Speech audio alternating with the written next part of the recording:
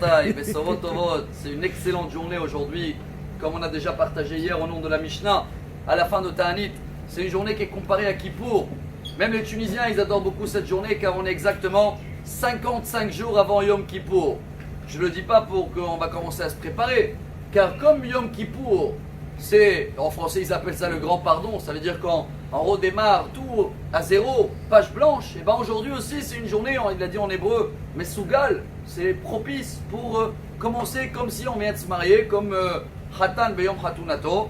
Mais je pense que, sauf tous les raisons de joie que vous connaissez déjà, il y a aujourd'hui un grand jackpot qui dépend de notre prière, car dans la Mishnah on a partagé une des raisons lesquelles aujourd'hui c'est une fête. Vous vous rappelez qu'au désert déjà, Yom Shekalubom et Temidbar, il y avait 600 000 personnes qui devaient mourir pendant les 40 ans dans le désert, chaque Tisha B'Av, qui est le 40e jour depuis le retour des explorateurs. Alors vous divisez 600 000 qui doivent mourir pendant toutes ces années-là, combien ça fait par an? 15 000. Alors pendant 39 ans, 15 000 morts chaque année. Et les derniers 15 000, chers amis, et voilà le point très important d'aujourd'hui qu'il ne faut pas qu'on va le rater celui-là. Ils ont creusé leur tombe, comme ça raconte le Midrash dans Echa, et ils dormaient là-bas, et ils savaient que le lendemain matin, ils ne vont plus se réveiller.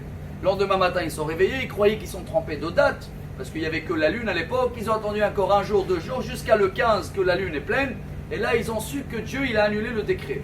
Mais quand vous regardez bien dans la Torah, Dieu il a juré que tous ces 600 000 ils ne vont pas rentrer. Ve'ulam hayani v'imale kevodi et kol haaretzim mir'u ha'anashim ha'ele. Dieu il a juré que toutes ces personnes-là, ils ne vont pas voir la terre d'Israël.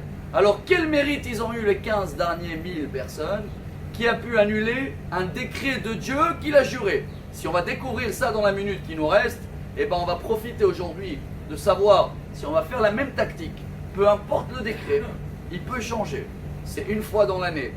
Une des réponses qu'on a partagées ensemble, je crois que c'était au nom de Rav Dessler, qui est très belle, que pendant toutes les années, chacun qu'il allait creuser la tombe, il savait que le lendemain, il a une chance de s'en sortir. S'il ne fait pas partie de les 15 000 que Dieu il a décidé, alors il a une chance, je ne sais pas combien. Des fois c'était 1 sur 20, 1 sur 30, 1 sur 15 000. Alors dans la prière qu'il priait quand il était dans la tombe, il priait mais il dépendait un petit peu de la chance. Les 15 derniers 1000, comme il savait que demain ils ne vont pas se lever, leur prière était tellement sincère, je vais dire même désintérêt. Aucun intérêt direct à Dieu, qu'une prière comme ça, Bokat kolarekim, on dit en hébreu. Ça tranche tout, ça monte même s'il y a un décret. Je reprends le message pour moi. Combien de fois, des fois on prie, allez, pour la Parnassa, mais je sais, j'ai un diplôme là encore, j'ai une chance, hop, encore une fois, je délègue, je laisse un petit peu de chance dans mes mains. Un tel dans la santé, il dit bon, j'ai un bon médecin. L'autre dans les études, ça va, Dieu m'a donné un cerveau. Le jour, c'est aujourd'hui, où on va comprendre sur un petit besoin qu'on a de demander que à Dieu, que lui et rien d'autre, aucun intérêt qui va rentrer dans notre prière, alors sachez que c'est une grande journée, comme Yom Kippour, que tout doit monter en haut. Chacun de nous profite de demander aussi pour le peuple d'Israël, pour la Géoula, également pour la santé, et comme ça, Bezrat Hashem, on va être bien prêt grâce à ces jours-là, dans 55 jours à Kippour, et on va avoir une Yom Tov l'Israël, une journée extraordinaire. Tout Béav, sa mère,